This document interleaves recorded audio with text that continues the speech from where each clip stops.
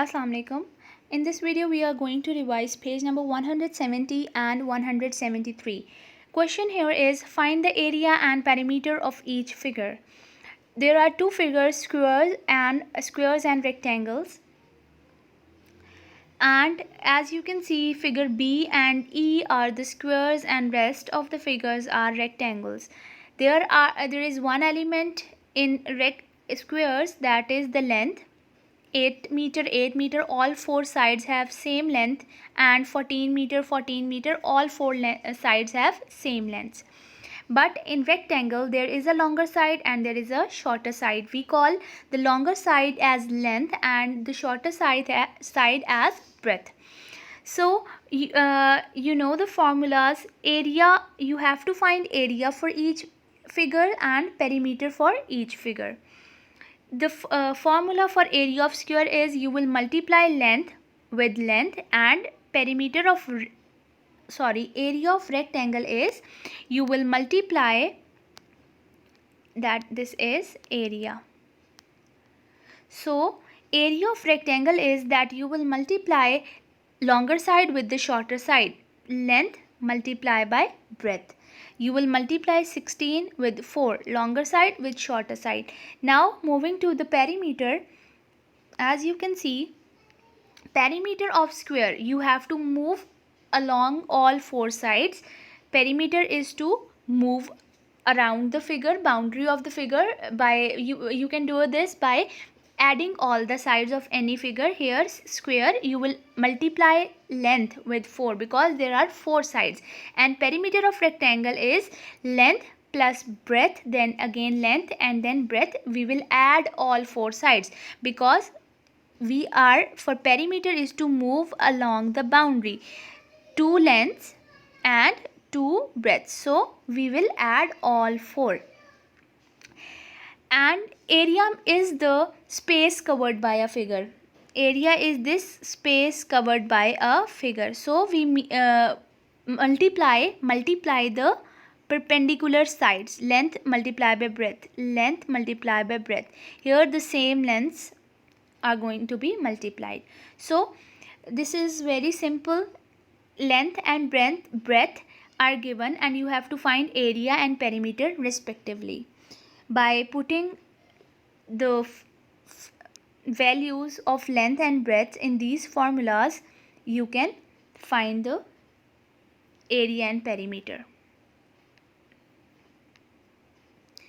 Okay, moving to the next page, that is page number 173. This is the revision for chapter time.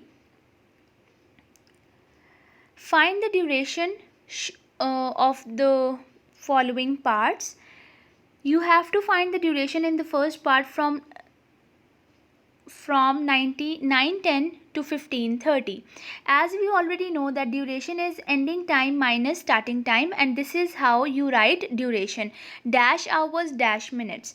So what we have to do, we have to subtract starting time, this starting time, from this ending time. So we will write ending time, that is 15:30, and we will write starting time, that is 19:10, and we will subtract hours, minutes from minutes first. 30 minus 10 is 20, and then hours from hours. 15 minus 9 is 6. So we will write 6 hours 20 minutes. Similarly for part B, you can either do it mentally. You will, as you can see, these are the minutes 30 and these are the minutes 15. So you can subtract 15 from 30, answer is 15, and 13 from 0 from 13, answer will be 13. So the final answer will be 13 hours and 15 minutes. Yes. Okay. For part C, the important thing that you have to remember, keep in mind, that is when you will write ending time first and starting time later, because we have to subtract the starting time from the ending time.